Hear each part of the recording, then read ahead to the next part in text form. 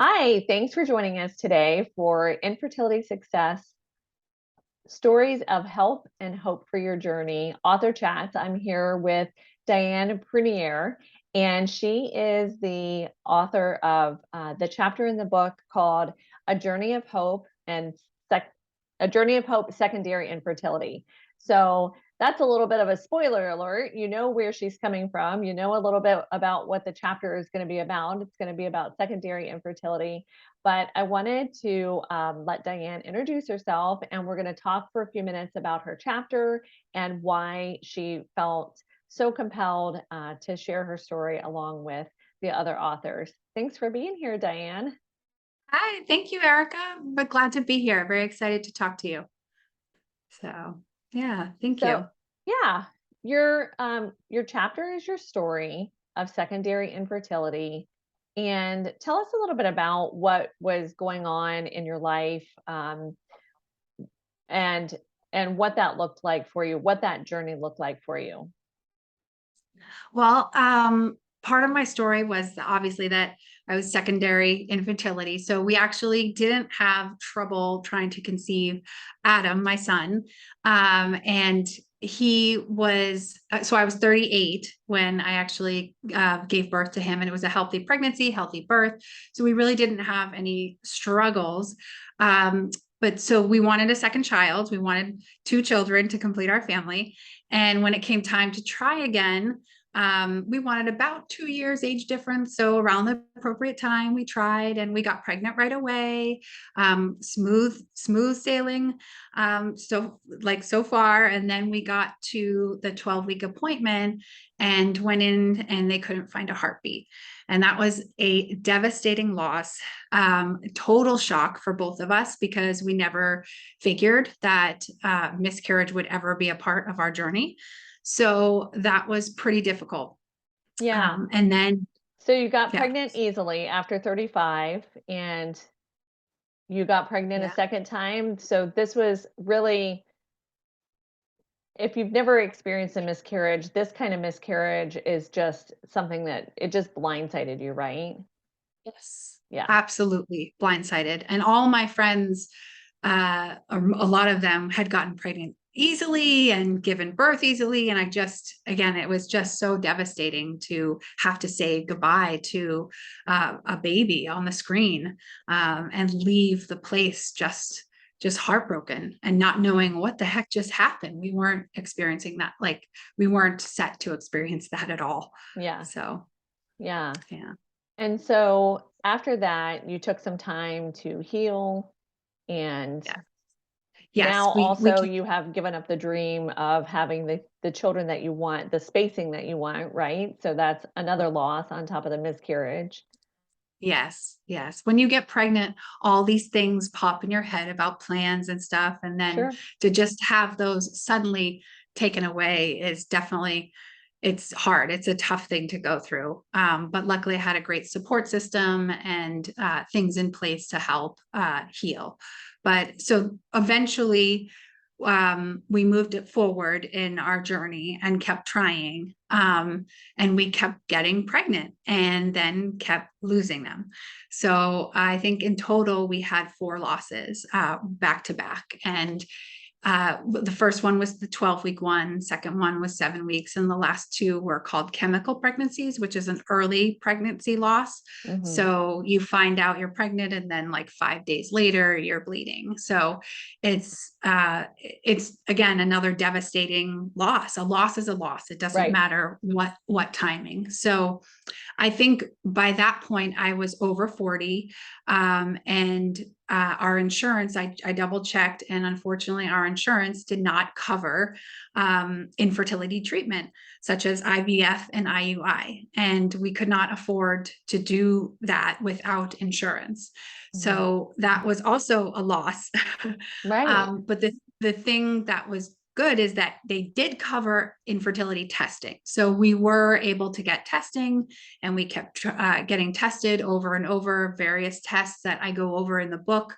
And so we kept getting tested, and they kept coming back normal. Like, you guys are fine. Your hormones look good. This looks good. That looks good. But then they were just like, it's just because, unfortunately, you're older. I was 42 at that point, I think, for the second round of testing, or 41.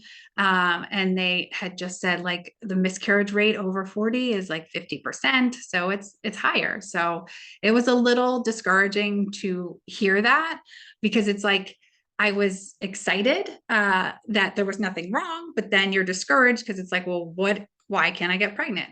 So it's at that point that I sought other resources. And I did find a Facebook group, an over 40 and trying to conceive Facebook group.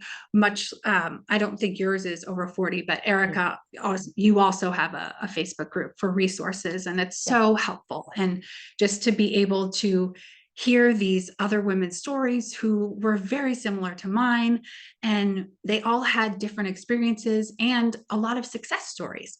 So I was learning so much about different things to change, and that's what I ended up doing. And again, I go through that in the book, in my chapter, so I won't get into too much detail, but yeah, so I ended up changing things, and I switched a few things around, and boom, I ended up getting pregnant again. And this time it stayed. So spoiler alert, we did end up completing our family, and I do have a daughter now. And so it's great. She's our rainbow baby girl, and we still look at her like, oh my gosh, after all we went through, she's here. Yeah. So yeah, so we have complete. So I have a 7-year-old son, Adam, and a 2.5-year-old, Emily. So yeah, it's wonderful. Yeah. So during that time of those back-to-back, that like the dark ages, the dark time of those back-to-back miscarriages, when you're struggling, what do you feel like was the thing? What would you say to somebody that's listening to help them keep going? Because one of the things I say is if you can't cope, you can't continue. And a lot of people just can't cope. And so they give up and they don't look for additional testing. They don't look for a second opinion. What do you credit that resilience with?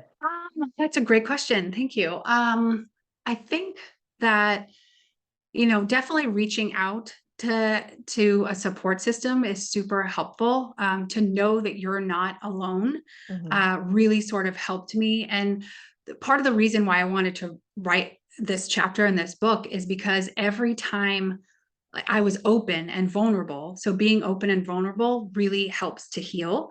And it's so hard for people, but you got to do it, because it's just all built up in your mind, and like you just need to let it go and let it release. But so I'd be at play groups with my son Adam, and have just had a miscarriage, and I'm like barely holding myself together, and I would end up just kind of telling some of the moms there, like, oh, I just had a loss, and we're trying for a second. And the amount of women, I cannot tell you the amount of women at these groups would be like, oh, thank you so much for being so brave and sharing your story right now, because honestly, we're going through the exact same thing, and I feel super alone, and I don't know how to deal with it. And it's like, whoosh, you just get this connection, and it's like, that's what people need. You need to be open and vulnerable, even though you don't want to talk about it, because it's painful. Of course, it's painful, but it really does help to verbalize and get things out, even write things down, which is one of my methods as well. So that I do go over in the book.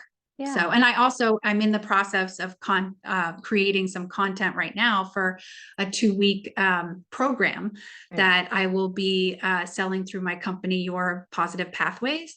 But it's to help basically mend your mind after miscarriage, and it's helping you heal in an emotionally healthy way, your mind and your spirit. So I'm going to walk people through the exact strategies that I did that help to heal and to move forward. Because sometimes when you have a loss, I mean, it depends where you are in your journey. If that's it, that's it.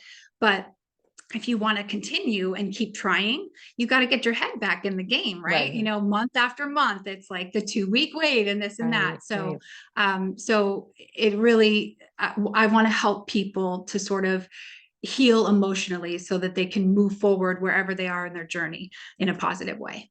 Yeah, that's awesome. I was just going to say your chapter inspired you to create this business to support women through their miscarriages, and in a positive way. What else is going on in your life right now? What does your life look like now? Let's see. Well, I'm still a certified life coach. I'm still a stay-at-home mom, Yeah. CEO of the home, I like to call it. But Yeah.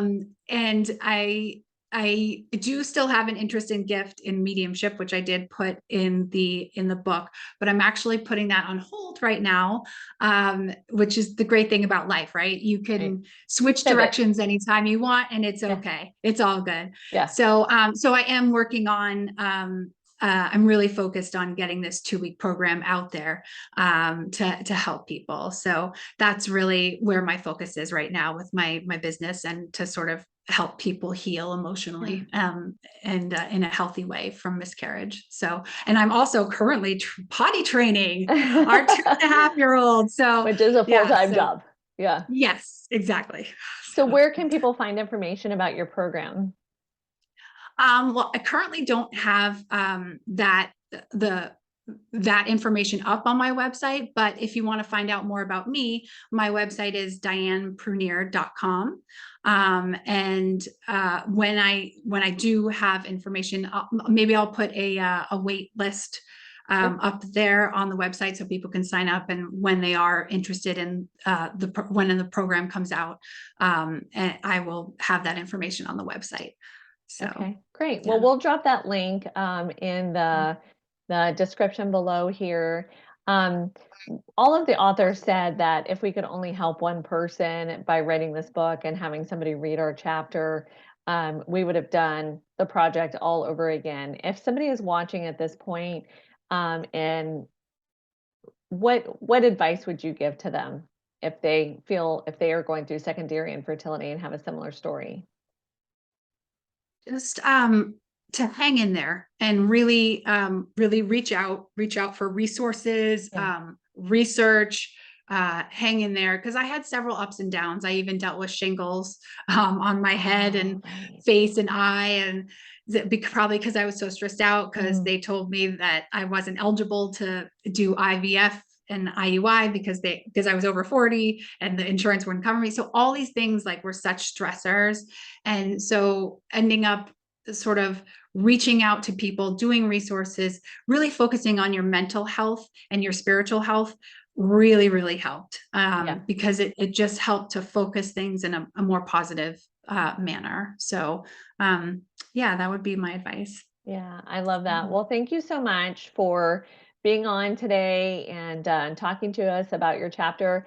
Infertility Success Stories of Help and Hope for Your Journey is available on Amazon.com and where books are sold.